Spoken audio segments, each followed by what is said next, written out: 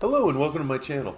If you were a kid growing up in the 70s, and you were a fan of horror, there was one television show that you wouldn't miss. It was Kolchak the Night Stalker.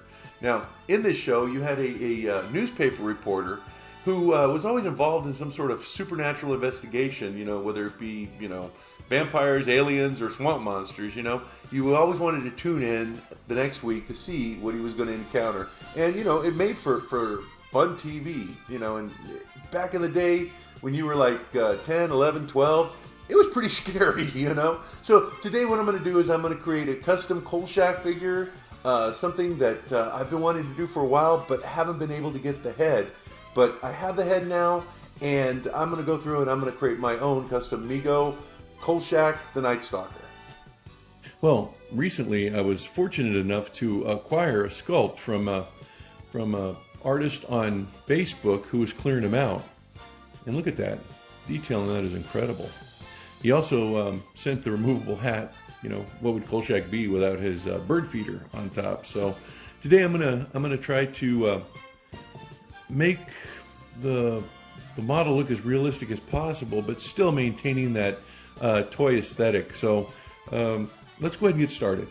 Really, the first step with any of these sculpted heads should be the cleaning process, right? You want to remove any sort of residues that are on there that are used in the casting process that may inhibit the proper application of your paint. So that's what I'm doing right now. I'm just going to take a moment to make sure that I really scrub this guy and clean him off.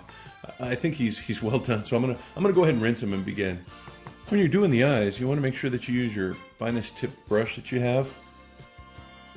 And make sure that you wet it beforehand, I guess. I didn't show that step, but dry it off and begin with the application of the eyes. The eyes are very narrow here, so I'm going to try to stay within the lids.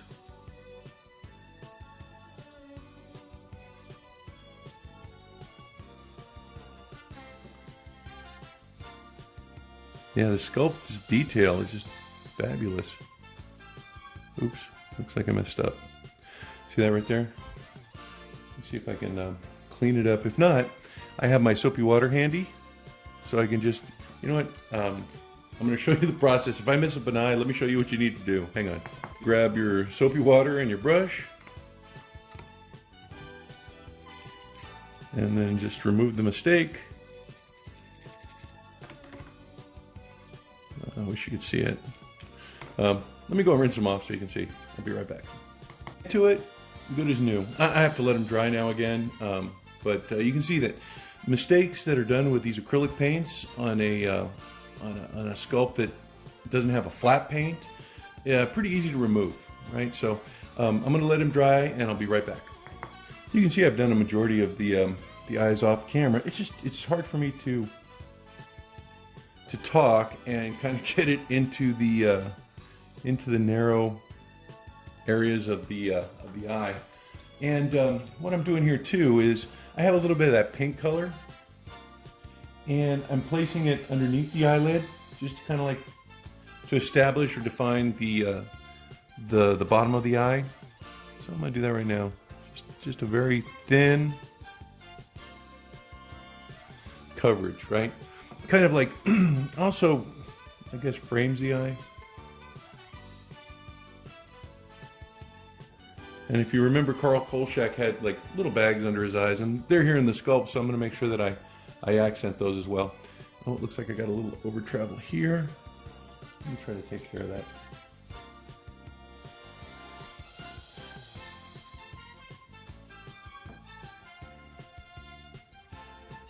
There we go.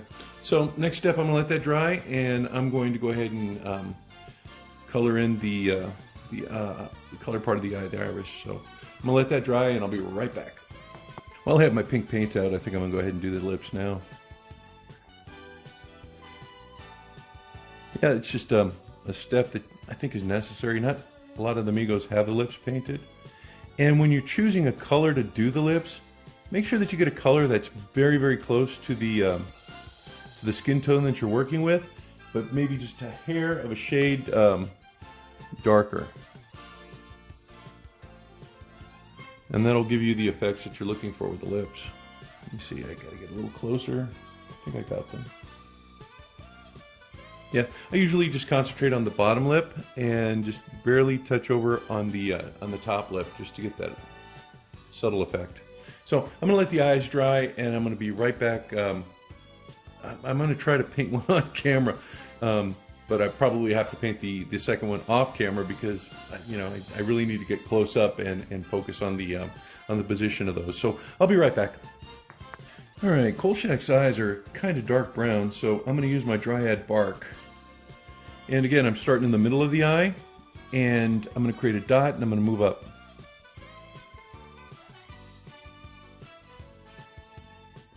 The goal here is to create like a little white underneath the eye. And if you go into the upper eyelid, it's not a problem, because what you can do is you can get some more of your pink paint, and you can paint the upper eyelid.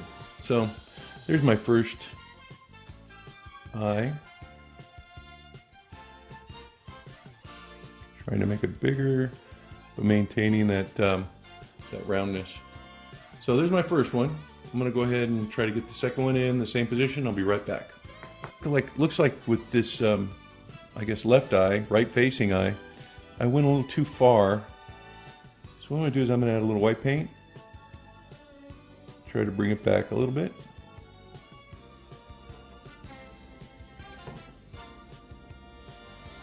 Okay, and I'm going to have to go back and reestablish the eyelid with my pink paint, since I got that white there. So I'm just going to go ahead and cover it with my pink paint. So those are the eyes. Let me go ahead and try to add the dots.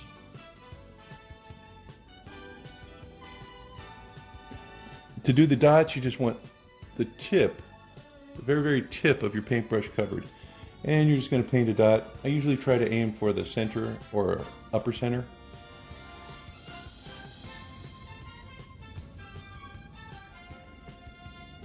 And the key is just to get them in the same spots on the figure, right? I might have missed this guy over here, but his eye is kind of squinted, so I don't know. I think that looks okay. So I'm going to go to the next step, painting the hair. This hair, I'm going to use this Cafe Latte. It's like a, let me see. It's like a light brown paint, kind of like a nutmeg, I guess. And so I'm going to start, as I usually do. I'll make sure I get some water in my brush first. And I think I'm going to have to use my palette on this one, because it's kind of thick.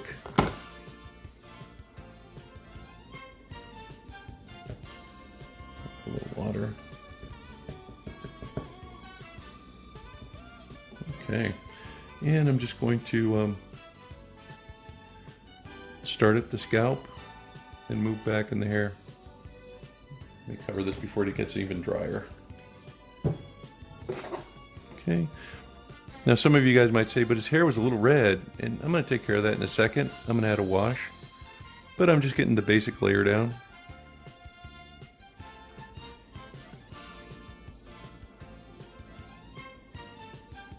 Oh, and I got to do the hat too. I almost forgot. I wouldn't have forgotten. I would have done it, but I should probably start on the hat soon, so it'll be dry by the time I'm done. It's looking good. Look at that. Yeah, I remember, as a kid, staying up late nights watching Kolchak, the Night Stalker, with my sister. We had a good time. I would have to wake her up because, she was just a little kid and she would fall asleep. And so, when Kolchak would come up, I'd wake her up, maybe throw some water on her face. Because I didn't want to watch him alone. Because when you're about 12, 11 or whatever, Kolchak's pretty scary.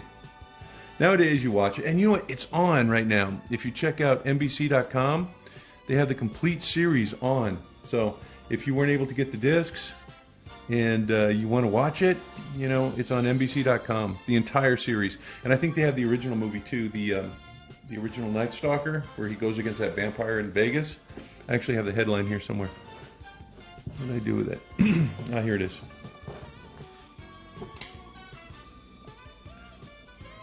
All right, vampire in Vegas, Night Stalker.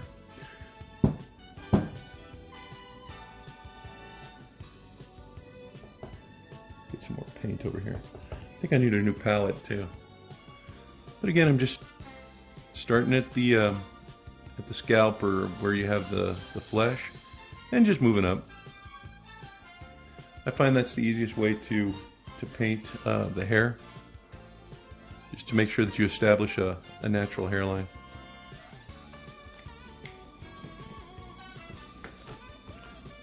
It's especially important here.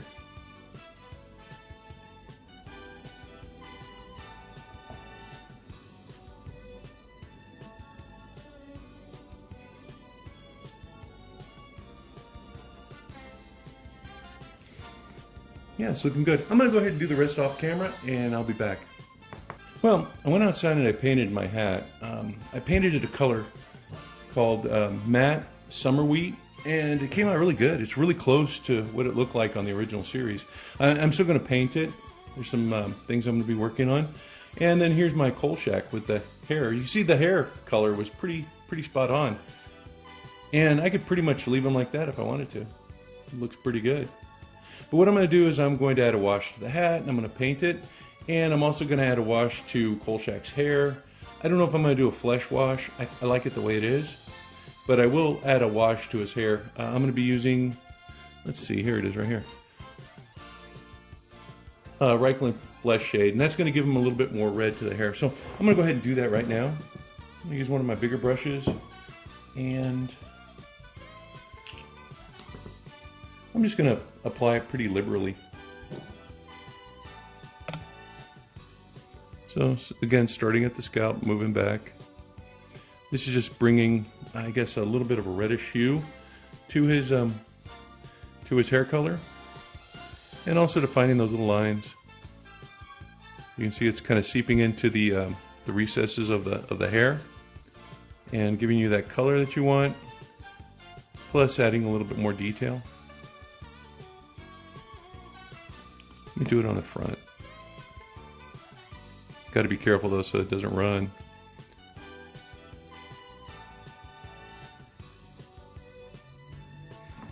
And you can see it's giving it that red look too as well. You just don't want it to pool, because when it pools it kind of dries funny. So that's the effect I'm going for with the wash. I'll be right back. I'm going to finish it off camera. You can see that the wash is doing a pretty good job of not only establishing the hairline, but giving you kind of a reddish color to the hair.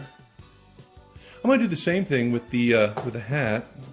I've got a different shade this time, Agrax Earth Shade, and I'm going to go ahead and apply that to the hat to bring out the straw details. And add a little bit darker color. You see that's doing a pretty cool job of doing both.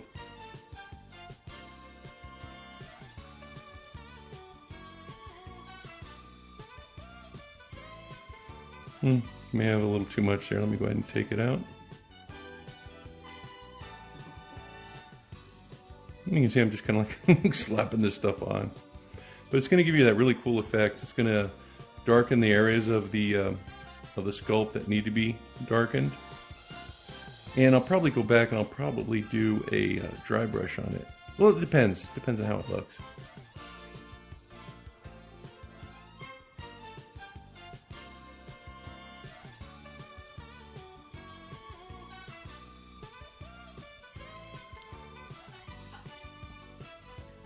Looks like it's coming along quite nicely.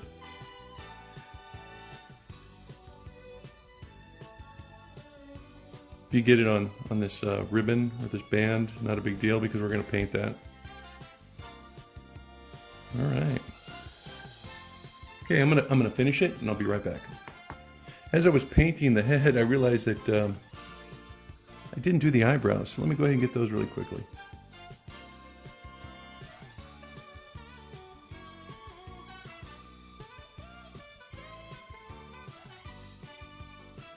I think this is open to artist interpretation here because there's not a lot to look at as far as detail on the eyebrow. I'm just going to follow the line that's established here and hope for the best.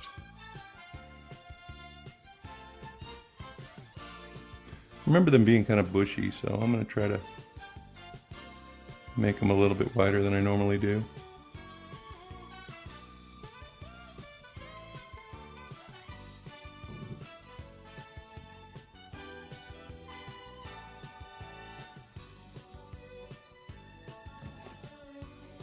There we go. I think that looks good.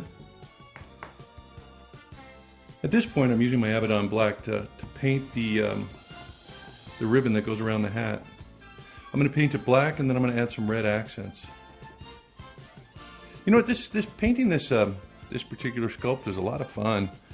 The sculptor put a lot of details in here that you really can only appreciate if you start painting it. You know, so like this little ribbon here is just intricate. It's just really cool. So I'm very appreciative that I was able to pick up one of these before they were all gone. Apparently the sculptor said he was not working with this particular model anymore. I think he still sculpts Kolchak to a certain degree, but this one was one he was clearing out, and I really, really liked it. It's just screamed Kolchak to me. So I was able to pick it up, and I'm grateful that I was.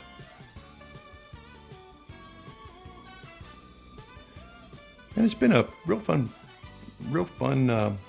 sculpt to paint too.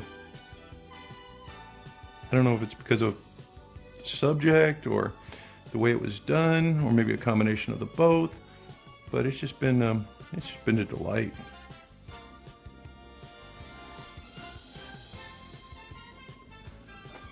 So you can see that the hat's coming along really well. The wash really gave it a dirty old appearance that, you know, just makes it look so authentic. I'm going to go ahead and finish up the red line on the bottom and the top, and go ahead and assemble my Kolchak figure. I think I'm also going to spray him with my matte clear enamel. I'll be right back with I guess close to the finished product. Well, there's my finished piece. You know, with all my pieces, what I do is I always finish it with a matte clear enamel. I do that to preserve the paint job and to kind of give it a nice, consistent, and even finish. But looks great. I'm so glad I was able to pick one of these up. I was just on Facebook one day when the guy who sculpts them just listed them, said he was going to clear them out, and you know, I just jumped on it immediately, right? If you were lucky enough to get one of these yourself, or if you've had one for a while and just wanted to paint it, I say get in there, get it painted. Look how great it looks. You know, I had debated on whether or not to add a little wash to the face. I decided against it, just because, you know, I guess the material that he used for the sculpt just had a certain luminescence to it, and I just didn't want to mess with that. But overall, great looking sculpt. I'm glad that I got this. You know, Kolchak has just been one of the pieces that I've wanted for a while. I see them like popping up every once in a while in videos, and you know, I'm very grateful that I do have mine. So I hope you guys enjoyed this video. I hope you guys, if you have a Kolchak, that this has encouraged you to drag them out and paint them if you haven't already done so. And until next time, you guys stay safe, be cool, and play with your Megos. Bye-bye now.